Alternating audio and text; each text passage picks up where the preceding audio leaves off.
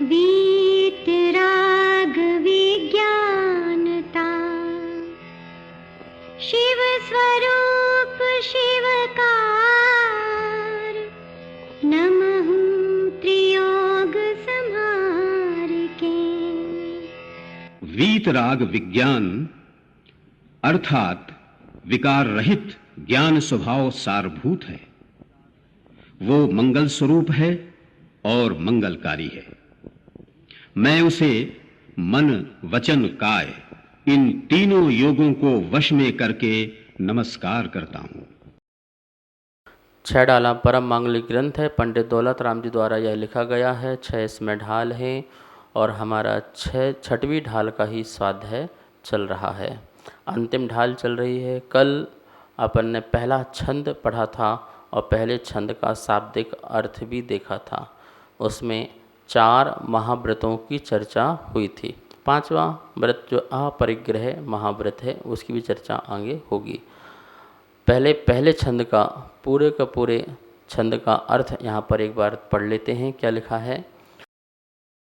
द्रव्य हिंसा नहीं, 6 काय के जीवों को घात न करने के भाव से सर्व प्रकार की द्रव्य हिंसा दूर हो गई है।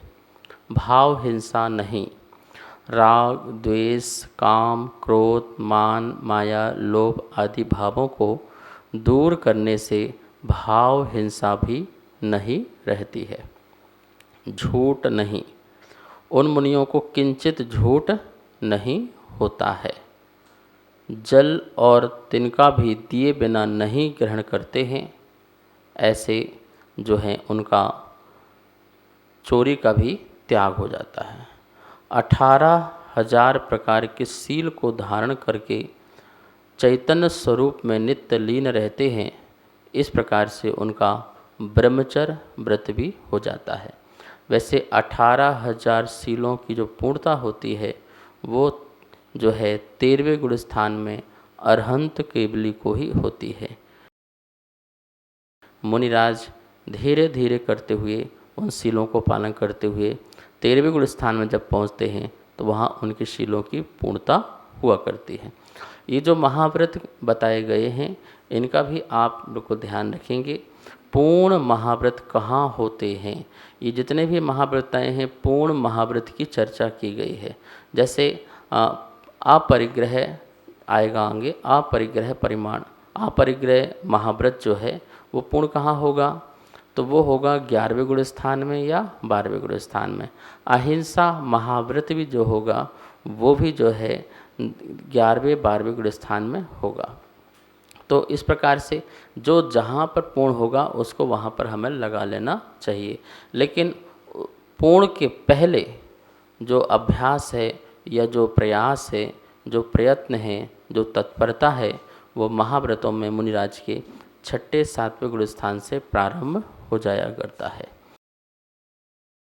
देखिए यहाँ लिखा है निश्चय सम्यक दर्शन ज्ञान पूर्वक स्वरूप में निरंतर एकाग्रता पूर्वक रमण करना ही मुनिपना है। क्या मुनिपना है? हमें सम्यक दर्शन तो हो गया, यहाँ पर निश्चय सम्यक दर्शन कह रहे हैं, निश्चय सम्यक ज्ञान कह रहे हैं। और इस स्वरूप से जो एकाग्रता में हम रमण करते हैं, एकाग्र होकर रमण करते हैं नित्य ही, उसे मुनिपना कहते हैं। इससे ये अर्थ मत लगा लेना कि मुनिराज सदा ही जो है अपने में ही रहते हैं। अपने में नहीं रहते हैं, व्यवहार में भी रहते हैं। जैसे हम आपको पढ़ा रहे हैं तो ये व्यवहार ही है, हम विहार कर रहे हैं, आहार को जा रहे हैं। नियम से इसमें राग द्वेष के भाव होते ही होते हैं। संजलन कसाय के तीव्र उदय से जो है 6वां गुण स्थान अर्थात प्रमत्त विरत गुण स्थान बनता है और संजलन कसाय की मंदता से 7वां गुण स्थान बनता है। और दोनों ही गुण स्थान जो हैं वो शुभ उपयोग रूप ही हैं, ऐसा समझना। इसके ऊपर जब चढ़ते हैं तो शुद्ध उपयोग में प्रवेश करते हैं, ना कि शुद्ध उपयोग प्राप्त करते हैं। शुद्ध उपयोग की पूर्णता जो है वो 12वें गुण स्थान में होती है या 11वें में, लेकिन शुद्ध उपयोग में की प्रवेश करने की कला जो है 8वें 9वें 10वें आदि गुण स्थान में होती है। ठीक है। अब जो है साधु के 28 मूल गुण, कितने मूल गुण होते हैं साधु के? 28 मूल गुण होते हैं। इन 28 मूल गुणों का जो पालन किया जाता है इसको ही व्यवहार रत्नात्रय कहा जाता है या व्यवहार सम्यक चारित्र कहते हैं। देखिए यहाँ लिखे हुए हैं 5 महाव्रत, 5 समिति, 5 इंद्रिय विजय, 6 आवश्यक और 7 अन्न। इनको याद करने का तरीका क्या है? यहाँ देखिए 5 लिख लीजिए। 5 कितने हैं? 3, महाव्रत, समिति और इंद्रिय विजय। 5 के बाद 6, 6 के बाद 7, 5, 6, 7 ऐसे याद कर लो। 5, 6, 7, 5 में 3 चीज़, 6 में 1 आवश्यक और 7 में 1 अन्य गुण, ठीक है ना। और ये अन्य गुण जो है 7 ही हैं, ठीक है। महाव्रत किसे कहते हैं? महाव्रत 5 पापों का पूर्ण रूप से मन वचन काय से और कृत कारित अनुमोदना से त्याग करना महाव्रत कहलाता है। 5 जो पाप होते हैं, हिंसा, झूठ, चोरी, कुशील और परिग्रह, इन 5 पापों का मैं मन से भी, वचन से भी, काय से भी और स्वयं करने से, दूसरों को कराने से या करने वालों की अनुमोदना, इन सब का मैं त्याग करता हूँ तो महाव्रत प्रकट होता है। ये 5 महाव्रत होते हैं: अहिंसा महाव्रत, सत्य महाव्रत, आचौर्य महाव्रत, ब्रह्मचर्य महाव्रत और परिग्रह त्याग महाव्रत अर्थात अपरिग्रह महाव्रत।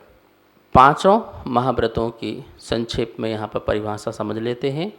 अहिंसा महाव्रत, जिसका अर्थ है सर्व प्रकार से द्रव्य हिंसा और भाव हिंसा का त्याग अहिंसा महाव्रत कहलाता है। सर्व प्रकार से द्रव्य हिंसा मतलब कि मेरे 5 इंद्रिय और मन से भी कहीं भी कोई हिंसा द्रव्य पूर्वक नहीं होना चाहिए। मेरे उठने, बैठने, चलने आदि अन्य जितनी भी क्रियाएं हैं बहुत सावधानी पूर्वक हों। उसमें 5 स्थावर जो जीव हैं और एक त्रस जीव जो है, ऐसे 60 काय के जो जीव हैं, इनकी द्रव्य हिंसा मतलब इनके प्राणों का हनन नहीं होना चाहिए, प्राणों का वियोग नहीं होना चाहिए। मेरे द्वारा प्रमाद के योग में इनका प्राणों का वियोग होगा तो वह हिंसा कहलाएगी। भाव हिंसा में क्रोध, मान, माया, लोभ, राग, द्वेष आदि जो भाव हैं, ये भाव भी मेरे जो हैं ना हो तो वो मेरी भाव हिंसा का त्याग। तो देखिए भाव हिंसा का पूर्णतः त्याग तो जो है 10वें गुण स्थान के अंत में हो जाएगा, क्योंकि 11वें 12वें में किसी प्रकार की कसाय नहीं होती है तो वहाँ पर ये लगाना। तो इसे ही अहिंसा महाव्रत कहलाता है, ये अहिंसा महाव्रत कहलाता है। फिर दिया है सत्य महाव्रत। स्थूल या सूक्ष्म ऐसे दोनों प्रकार के झूठ वे नहीं बोलते तो वो सत्य महाव्रती कहलाते हैं। ना तो कोई बड़े बड़े झूठ बोलते हैं और ना ही कोई छोटे झूठ बोलते हैं सूक्ष्म रूप से। देखिए जो गृहस्थ था उसका तो अणुव्रत था, तो अणुव्रत में क्या था, वो स्थूल झूठ का त्याग कर दिया था, लेकिन अणु जो झूठ थे, छोटे झूठ थे, सूक्ष्म झूठ थे, उनका वो त्याग नहीं कर पाया था। लेकिन अब महाव्रती हो जाने पर वो सूक्ष्म जो झूठ है उसका भी त्याग कर देता है। आचौर्य महाव्रत सूक्ष्म और स्थूल किसी भी प्रकार की चोरी नहीं करना आचौर्य महाव्रत है। बहुत बड़ी बड़ी चोरियां जो हैं उसका त्याग तो आपका भी हो गया था, लेकिन अब मुनि बन कर के जो सूक्ष्म चोरियां हैं, छोटी मोटी चोरियां भी हैं, उनका भी त्याग कर देते हैं। कहते हैं बिना पूछे कोई तिनका भी नहीं लेते हैं, बिना दिए वो जो हैं जल, बिना दिए किसी प्रकार की मिट्टी वो भी ग्रहण नहीं करते हैं। जब कोई श्रावक उपयोग करने के लिए देता है तो ग्रहण करते हैं, लेकिन जिस मिट्टी में, जिस जल में और जिस मयूर के पंख में किसी का अधिकार नहीं है तो जंगल आदि में रहते हैं तो वहाँ की मिट्टी का उपयोग करते हैं हाथ आदि को धोने के लिए, और नदी का, झरने का जो पानी होता है उस पानी का उपयोग भी मुनिराज जो है शुद्धि आदि के लिए किया करते हैं। जंगल में ही मोरों ने कोई पंख छोड़ दिए हैं तो उन पंखों को ग्रहण करके वो अपनी पिच्छी बनाते हैं, अर्थात पिच्छी अपने पास रखते हैं, पंखों को अपने पास रखते हैं मार्जन आदि करने के लिए। तो इस प्रकार से उसमें किसी प्रकार का चोरी का दोष नहीं लगेगा, लेकिन जिसमें किसी का अधिकार हो उस अधिकार वाले वस्तु को वो बिना दिए ग्रहण नहीं करते हैं। इस प्रकार से उनका आचौर्य महाव्रत होता है। तो अहिंसा, सत्य, आचौर्य, ठीक है ना। अब इसमें देखो जो बात आई थी कि अहिंसा महाव्रत में द्रव्य अहिंसा और भाव अहिंसा का पालन करना। तो क्या लिखा है? द्रव्य अहिंसा में 6 काय, पृथ्वी काय आदि 5 स्थावर काय तथा एक त्रस काय जीवों का घात नहीं करना, ये द्रव्य अहिंसा है। भाव अहिंसा, राग द्वेष काम क्रोध मान इत्यादि भावों की उत्पत्ति नहीं होना, ये भाव अहिंसा है। हिंसा देखिए 2 प्रकार से यहाँ लिखिए, अविरमण रूप और परिणमन रूप। पर जीव की हिंसा का त्याग भी नहीं और पर जीव की हिंसा भी नहीं, ये अविरमण रूप है, मतलब समता भाव है, ठीक है ना। और परिणमन रूप, पर जीव का घात करना, ये परिणमन रूप है। तो मुनिराज जो है अविरमण रूप होते हैं, अर्थात उसमें किसी प्रकार से हिंसा में रमण नहीं करते हैं। विशेष मुनिराज अविरमण रूप परिणमन रूप दोनों प्रकार की हिंसा के त्यागी होते हैं, ठीक है ना। वो अविरमण रूप भी हिंसा नहीं करते हैं और परिणमन रूप भी हिंसा नहीं करते, मतलब पर जीव की हिंसा का त्याग भी नहीं और पर जीव की हिंसा भी नहीं, इस प्रकार से इसका भी, और पर जीव का घात नहीं करना, इस प्रकार दोनों ही हिंसा का क्या करते हैं? त्याग करते हैं। मुनिराज सावधानी पूर्वक चलते हैं तो जीव घात न होने पर भी हिंसा नहीं है। श्रावक असावधानी पूर्वक कार्य करता है, उस समय जीव घात न हो पर भी हिंसा हुआ करती है। वो काम कर रहा है श्रावक, लेकिन जीव घात नहीं हो रहा, तब भी उसको जीव घाती कहते हैं। मुनिराज जो है परिणमन कर रहे हैं लेकिन सावधानी पूर्वक चल रहे हैं तो उनको हिंसा का दोष नहीं लगता है। इस प्रकार से ये अहिंसा महाव्रत। सत्य महाव्रत में यहाँ देखिए क्या लिखा है, अप्रशस्त वचन, आ प्लस प्रशस्त प्लस वचन, 3 शब्द हैं। आ नहीं, प्रशस्त अच्छे और वचन वचन।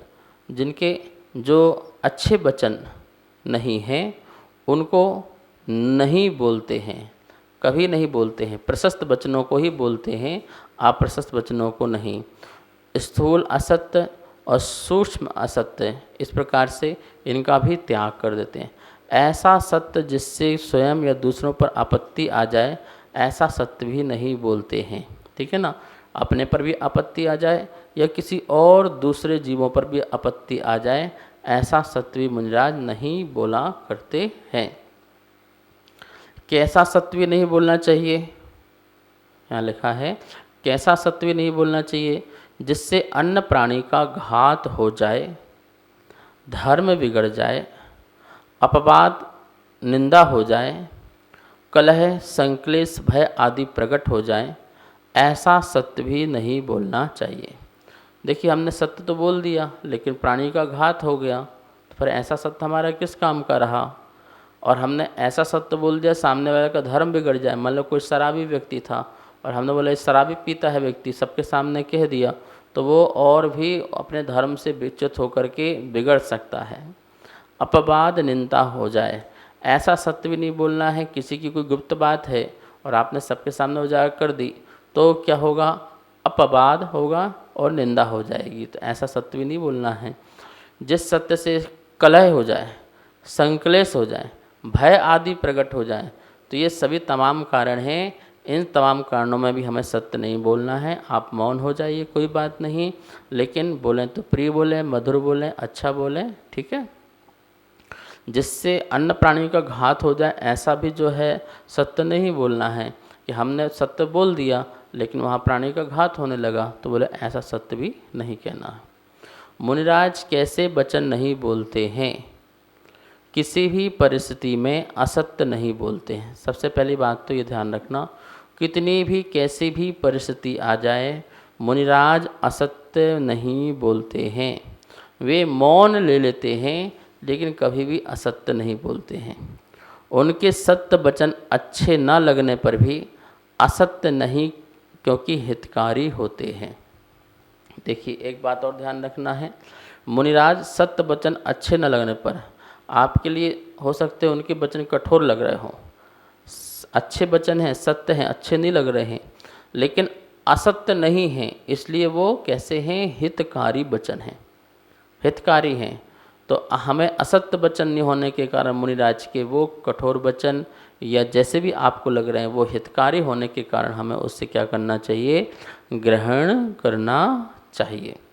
अब देखिए यहाँ तक 3 महाव्रतों की चर्चा हो गई। अब 2 महाव्रत और ब्रह्मचर्य महाव्रत, क्या लिखा है इसमें, शील के 18,000 भेदों का सदा पालन करते हुए स्त्री मात का त्याग करना और चैतन्य रूप आत्मस्वरूप में लीन रहना ब्रह्मचर्य महाव्रत कहलाता है। स्त्री मात का त्याग कर देते हैं, कोई सी भी स्त्री हो, चेतन स्त्री हो, अचेतन स्त्री हो, काष्ठ की स्त्री हो या वस्त्र की स्त्री हो या किसी चित्रकार की इसमें स्त्री हो, बहुत प्रकार की होती हैं, तिरंचनी स्त्रियां हों, देवी आदि हों, इन सब स्त्रियों का इनके प्रति जो भाव है, राग भाव है, वो सब जो है त्याग कर देते हैं। इस प्रकार से मन वचन काय से कृत कारित अनुमोदना से, तो इन सब का त्याग करने से उनके अंदर 18,000 शील जो हैं प्रकट होते हैं और उसका जो पालन करते हैं, अर्थात पर में न रमण करके अपने आत्मा में ही रमण करते हैं। ब्रह्मचर्य, ब्रह्म में जिनकी चर्या होती है वो ब्रह्मचर्य महाव्रती कहलाते हैं। अंतिम महाव्रत है परिग्रह त्याग महाव्रत। 14 प्रकार के अंतरंग और 10 प्रकार के बहिरंग परिग्रहों का जो त्याग करना है वो परिग्रह त्याग महाव्रत अथवा इसको आप अपरिग्रह महाव्रत भी कहते हैं। तो 14 प्रकार का अंतरंग जो परिग्रह है वो जाकर के 11वें 12वें गुण स्थान में पूर्ण रूप से त्याग हो जाता है और 10 प्रकार का जो परिग्रह है वो तो प्रमत अप्रमत गुण स्थान में ही क्या बोलते हैं कि त्याग इनका हो जाता है। लेकिन जो 14 प्रकार का परिग्रह है वो क्रम से जाकर के 10वें गुण स्थान जो सूक्ष्म लोभ है वो भी समाप्त होकर के 11वें में जाने वाला जीव या 12वें गुण स्थान में जाने वाला जीव उनके पूर्णतः त्याग हो जाता है। इस प्रकार से यहाँ पर जो बातें कही गई हैं 5 महाव्रतों की, और भी इसमें किसी प्रकार की चर्चाएँ होंगी तो वो अपन कल करेंगे। जिस प्रकार चेतना चेतन स्त्रियों के बारे में और अब्रह्म भी बहिरंग और अंतरंग कैसे हो इसके बारे में चर्चा करेंगे। समय हो चुका है, आइए माँ जनवाणी की स्तुति करते हैं। वाणी के ज्ञान ते सूझे लोकालोक, सोवाणी मस्तक नमो सदा देत हूँ धोख, सदा देत हूँ धोख। इस कार्यक्रम के पुण्यार्जक थे श्री खंडेलवाल दिगंबर जैन मंदिर, राजा बाजार, कनॉट प्लेस, नई दिल्ली एवं श्री खंडेलवाल दिगंबर जैन मंदिर, वैदवाड़ा, दिल्ली के अंतर्गत खंडेलवाल दिगंबर जैन पंचायत, दिल्ली। जिनेंद्र जैन नरपतिया अध्यक्ष, धीरज जैन कासलीवाल महामंत्री, विजय लोहाड़िया विक्की उपाध्यक्ष, गौरव पाटोदी मंत्री, विनोद पांड्या कोषाध्यक्ष।